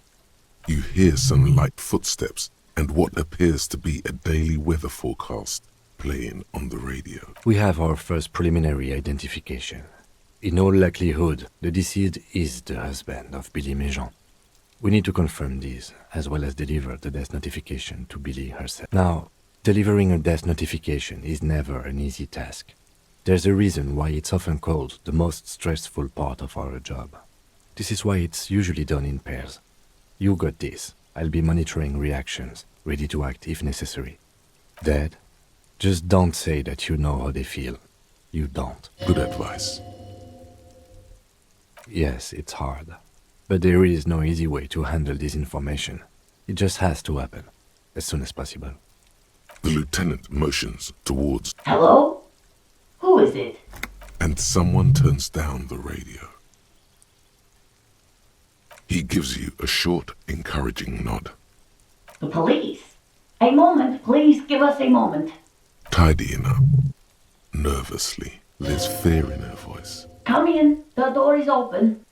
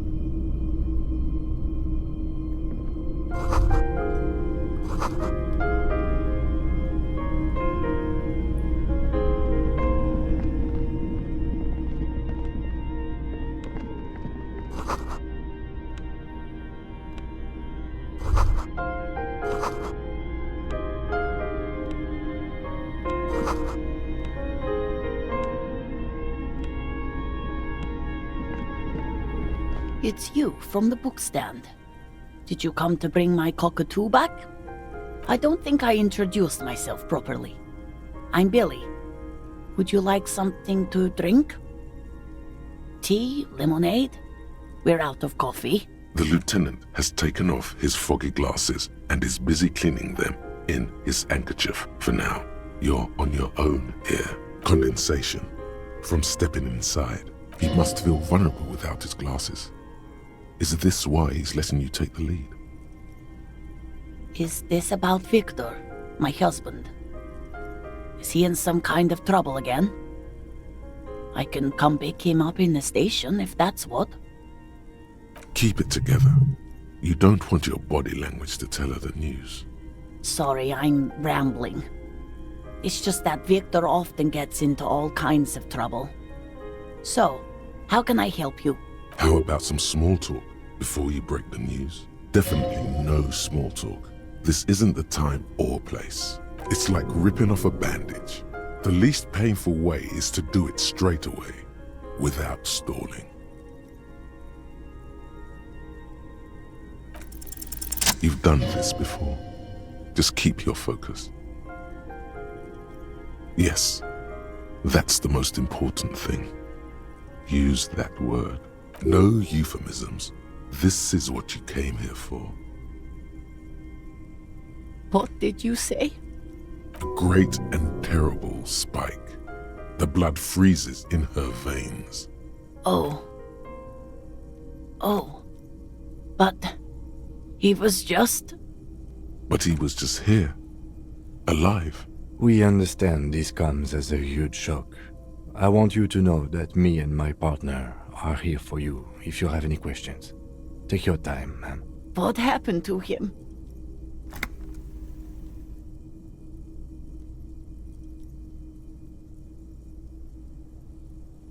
Was he drunk?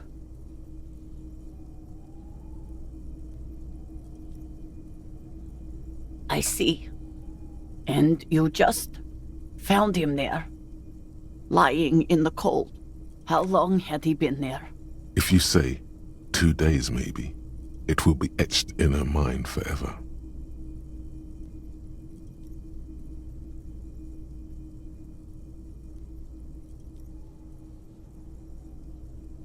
She blinks, eyes welling up with tears, as her hand starts searching for something from the pockets of her dress. Here.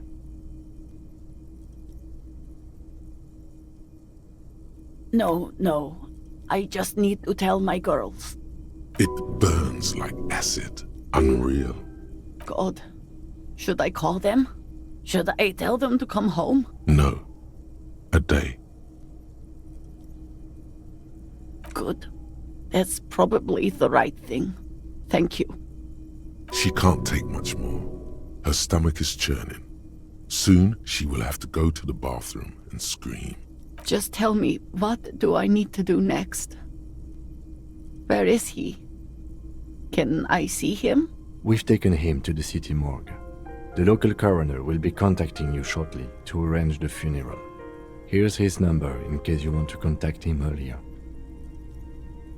A very good call. Is there anything else that the RCM could do for you? No, I'll call you if something comes up. I'm still... Thank you.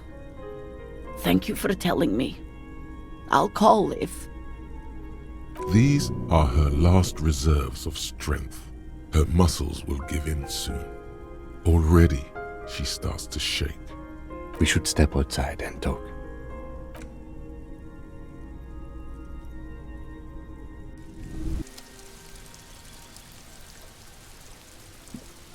You did well. I'll call the station when we're finished with the day, and let them know the name of the deceased. That's it. We should get back to our case now that our duty here is done. They'll manage. They have to. It's not your place to live their lives. Let's go. You should return to the boardwalk now that the body has been taken away. There's something you need to see. A little something that your visual cortex has put together while you were away. Let's call it an apparition from the past. Oh no, it's one of those show, don't tell things, isn't it? You can just stop by whenever you're close. It should be quick enough.